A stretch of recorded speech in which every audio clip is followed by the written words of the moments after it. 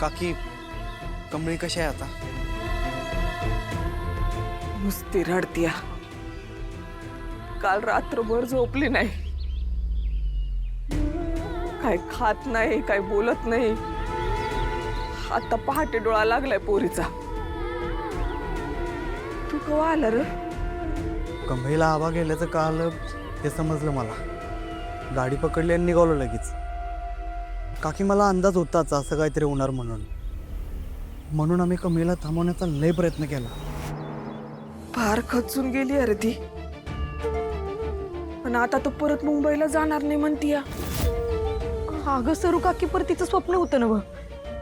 मोठं शिक्षण घ्यायचं, डिग्र्या मिळवायच्या आणि अधिकारी होऊन गावात शाळा आणि कॉलेज सुरू करायचं. होय ग, मला बी तेच वाटतंय का तिने शिकावं, मोठं व्हावं, नाव कमवावं. तिची समधी स्वप्न तिनं पुरं करावी असं मला लय मनापासून वाटतंय. खरं तर आबा होते तिच्या संग, पण आता मी ठरवले, आता म्या तिच्या पाठीशी खंबीरपणे उभं राहणार. पण खरं ती माझं काय बी ऐकणं झाली. तुम्ही दोघं बोलून बघा ना तिच्याशी. तुमचं काहीतरी ऐकल, तिला घेऊन जा परत मुंबईला. काकी, मी बोलतो तिच्या संग, म्हणजे आम्ही सगळीच तिला समजवतो.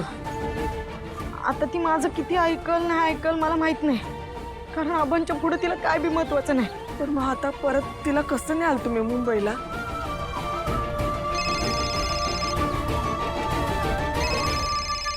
ऋषीभाऊंचा फोन आहे. ऋषी? हां, कमळेनं मुंबईला परत जायचं नाही हे ठरवलंय. हे जर समजा ऋषीला कळलं तर तोच तिला समजावून सांगल. आता कमळी ज्यांचं ऐकल असा तो एकच आहे. खरं गौरी, त्याला यामध्ये आणायलाच पाहिजे. कशी आहे रे ती आता? सावरली का? कुठलं काय ऋषीभाऊ?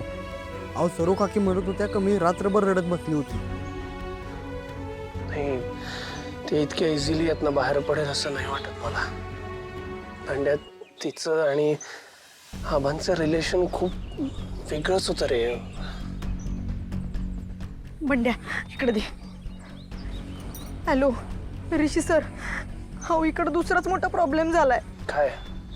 निंगी, काय झालंय नक्की? कमळी ठीक आहे ना? अहो सर, एक तर तिनं खाणं पिणं सोडलंय आणि दुसरं महत्वाचं म्हणजे कुळ्यासारखा निर्णय घेऊन बसली.